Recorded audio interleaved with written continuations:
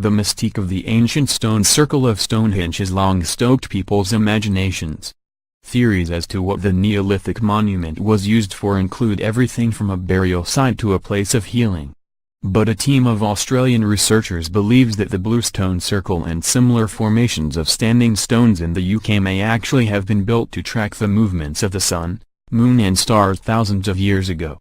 The UK has its fair share of ancient stone formations, stretching from Stonehenge in Wiltshire to standing stones on the Orkney Islands off of the Scottish mainland.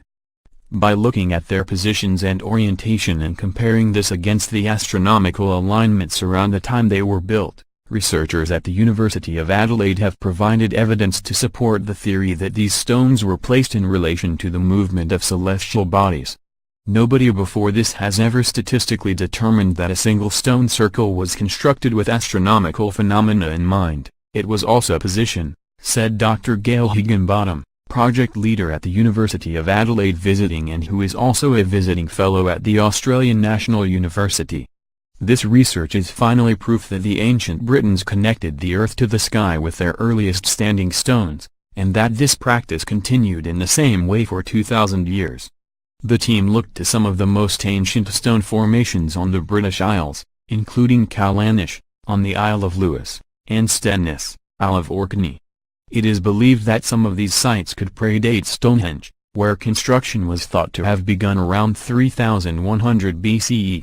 Using computer modeling, the researchers were able to reconstruct the position and orientation of the standing stones within their surroundings. The analysis revealed that the stones were strongly aligned with the movements of the sun and moon. But beyond this, they found a relationship between the horizons and how the sun and moon passed across the landscape and surrounding markers. The choice of location would have been key to how the stones were ordered, affecting the observations that could be made from the site. These chosen surroundings would have influenced the way the sun and moon were seen, particularly in the timing of their rising and setting at special times, like when the moon appears at its most northerly position on the horizon, which only happens every 18.6 years, Dr. Higginbottom says. For example, at 50% of the sites, the northern horizon is relatively higher and closer than the southern, and the summer solstice sun rises out of the highest peak in the north. At the other 50% of sites, the southern horizon is higher and closer than the northern, with the winter solstice sun rising out of these highest horizons.